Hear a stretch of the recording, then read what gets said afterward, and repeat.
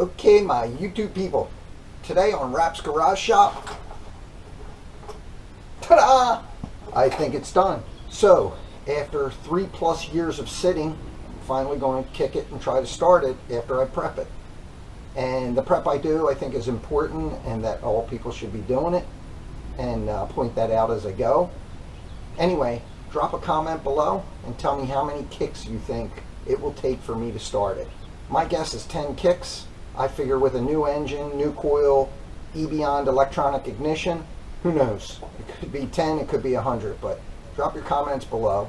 I'll take a look through them, and I'm sure it'll give me a laugh at what some of you guys have to say. All right, here we go. For the initial startup of this, I'm just using some STP straight 40 weight. Once I get it up to operating temperature and through the heat cycles, I'll dump this out and then put straight 60 weight in. And I'll show you all that as I go. The first thing I do that I think is real important is I get one of these oil squirters. I take the nozzle off, I put a piece of tubing on, and then I put an 1/8 inch pipe thread fitting to the end. That way I can screw it in to where your oil pressure sender is. And what all this does is it primes the oil pump, plus primes up into the lifter area. Now all that has assembly lube on it, but I don't want to take any chances. Right now there's no oil in the motorcycle before I do this, because if there was, you run the risk of a lot of oil coming out here and making a mess. I'm going to fill this up just about halfway or a little more. Now I'll put the top on.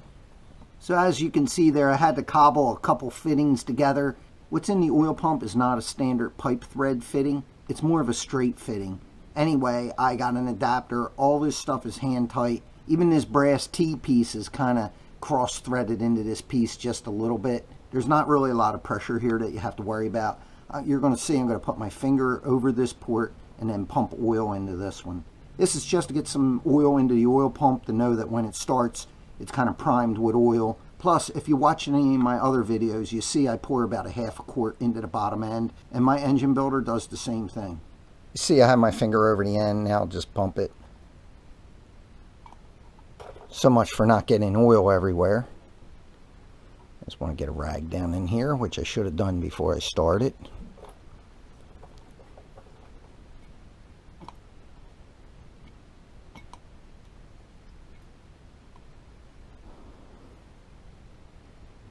Alrighty, that should take care of it.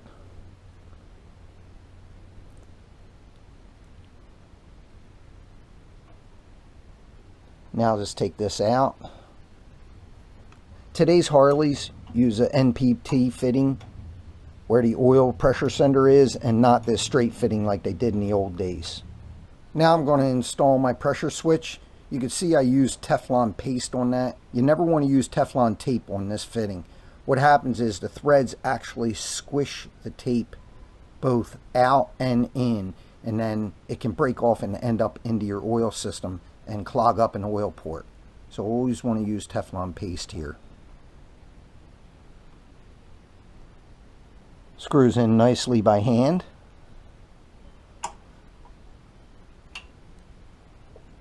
Now I'll get the wire that goes up to the light. You back this screw off, and the wire goes right into the hole here. Just tighten the screw down on it. Because this is tricky, I'm just going to use this to tighten it. Alright, now that I have that on, I'm going to fill it with oil. This is where the oil goes. Has a dipstick, as you can see. Again, I know I said this before, but it's worth repeating. I'm going to put some regular old crappy car motor oil in here. I'm going to start it up, heat cycle it a couple times, dump that out. That way if there's any metal or miscellaneous junk in the oil, I'm using a cheap oil I don't really care about. And then I'll put the good stuff in after that. Also, check to make sure your oil drain plug is tight, because mine wasn't, and I would have ended up with a leak, or possibly while I was heat cycling it, it could have fell out and made a mess. Number 2. Number 3. Now I'm only going to put in half of number 4 because I know there's a good bit of oil in the bottom end of this engine. I don't want it to be over full and then start pushing oil out everywhere. It'll run on 3.5 quarts all day long, even 3 quarts without a problem. Just to check it, It's up to right here on the dipstick, so that's pretty full. Off camera, I took and put 3 pumps in each cylinder, make sure there was a little oil in there to start it up with. You don't want the pistons to be dry when they're firing for the first time. Next important tech tip, when I put gas in it, I don't put a lot in it, and I always use 2-stroke. And this is mixed 40-to-1. That's enough to get it started. I'll have to keep it on reserve. So this is the petcock right here. When you turn it and it just stops coming up, that's both tanks. And when you pull it all the way up, that's reserve. Right now it's on reserve. That should be getting fuel into the carburetor. Want to come over, make sure there's no leaks. Want to make sure that the float's not stuck and gas isn't running into the engine, and it's not. The importance of the 2-stroke gas is you're guaranteed that even if it takes oil to get a minute, even if it takes a little bit to get the rings lubricated, the importance of the 2-stroke gas, even though I shot some oil into both cylinders, even though I put a couple squirts of oil in each cylinder, this guarantees that there'll be enough oil on the rings not to cause any damage, because 2-strokes run on 40-to-1, and even if it smokes a little bit, I'm not worried about that.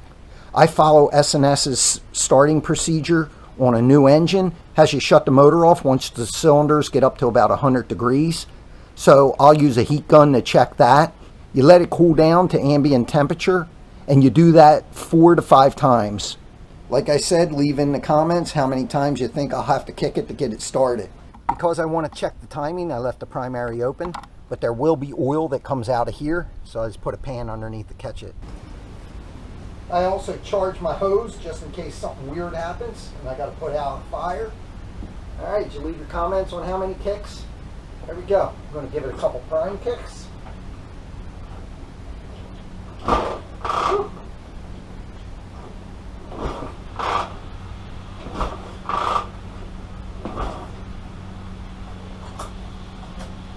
Smell fuel.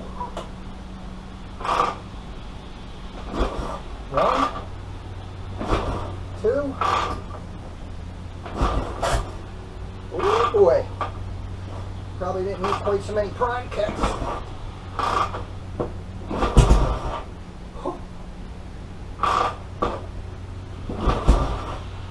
Alright, maybe a little choke.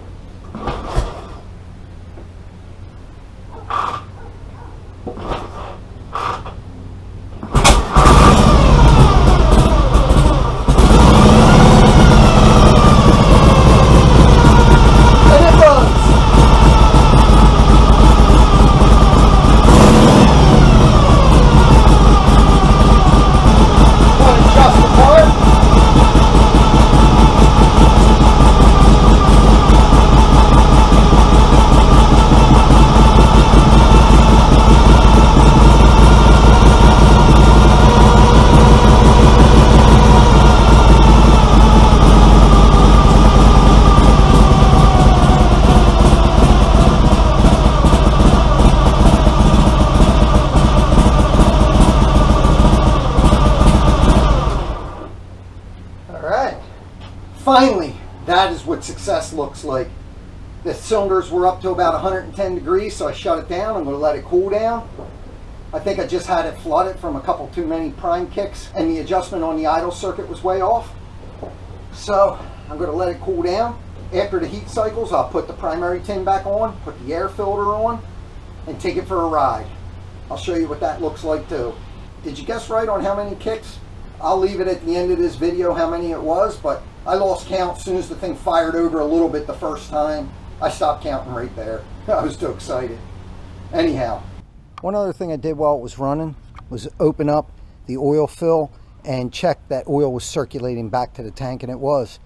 So for right now, I'm pretty happy. that pretty much wraps up this video series on my Knuckle Head. I really appreciate everybody watching. Please don't forget to like and subscribe. I hope you were close on the number of kicks and didn't go too high. That would kind of hurt my feelings if you thought it was going to take 200 kicks. Well, if you were counting, it was 4 prime kicks and 18 kicks to get it running. But there's a problem. Check out my next video to see what the problem is and to see what I do to fix it. Thanks for watching. Please don't forget to like and subscribe. Alright. It's leaking right there.